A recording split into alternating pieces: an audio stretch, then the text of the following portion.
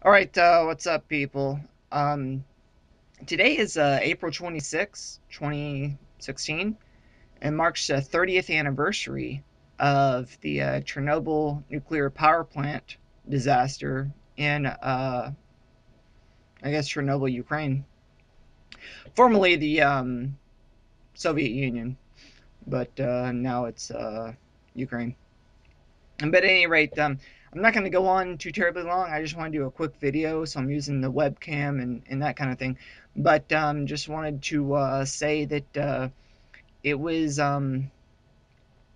definitely a horrific accident, the worst nuclear disaster in the history of the world. But on top of that, there's many stories of unbridled bravery among the first responders, the nuclear plant workers after it happened, the around 600,000 residents of the Soviet Union who came together to help clean up the disaster as best as they could, in the 80s in Soviet Union. But I would encourage you to take a few minutes to read a couple things, maybe go on online, do a quick search. RT.com, Russia Today. They've been doing some stories and exposés on the disaster for the past, I want to say 10 years. So you can go there and find some other things there as well. But just a horrific event, and definitely the bad part is overshadowed by countless stories of bravery, heroism, different things like that. But I guess to go into the disaster a little bit, basically, okay, so they were planning to do a nuclear shutdown test to see if um, the backup turbine power could kick in if there was a power outage. Standard safety procedures. So they shut down, they powered down reactor number 4, so they could have it coast down enough to where they could start the experiment. And then, an hour after they started doing the shutdown process, there was a blackout in nearby Kiev, and so they were told that they needed to sustain power and for to pick up the slack for the other power stations nearby. So they held off the test to do that. Later on that night, the foreman at the factory decided to um, begin the test again.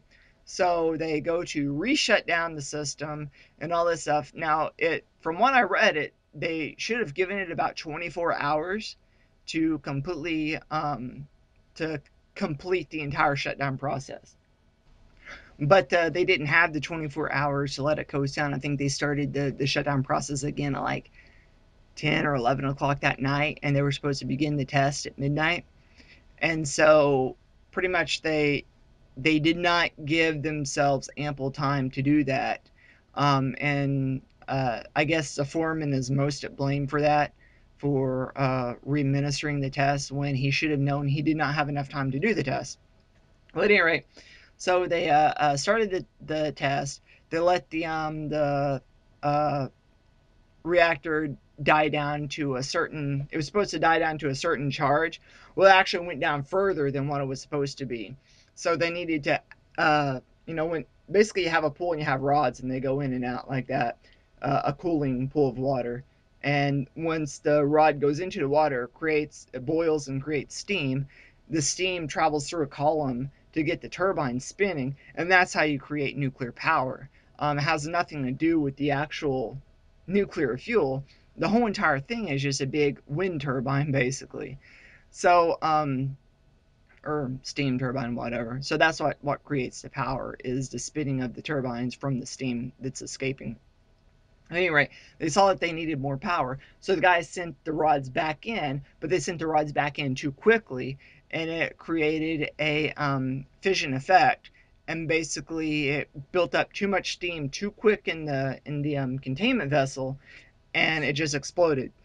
So there was a cement covering of the reactor. It's like I think this is like 400 tons. I mean, this thing is massive, and it blew the sucker up through the roof, knocked a hole in the roof, and it came back down and landed, like sideways like that, halfway in and halfway out of the reactor, spewing just nuclear fission product all over the place. Um, but I mean, that's how powerful this explosion was. It blew a cement block that's several hundred tons into the air, knocking a hole in the roof of the building. But so I mean, that's basically how it happened. And then of course the firefighters and all that people came. The nearby city was not told about the disaster, so they just went about their weekend day just doing what they do. It wasn't until I think the next day, or it was either the next day or 2 days later, they were given the evacuation notice. So all these people are just sitting there, just soaking in all this radiation, completely unaware of what's going on. And I've read at some accounts that they were actually made to feel like they would be returning back. But I guess the Soviets did that just to make sure everybody left. Oh yeah, you can return back. It's no problem. But they weren't able to come back. I guess a couple of things I can go into.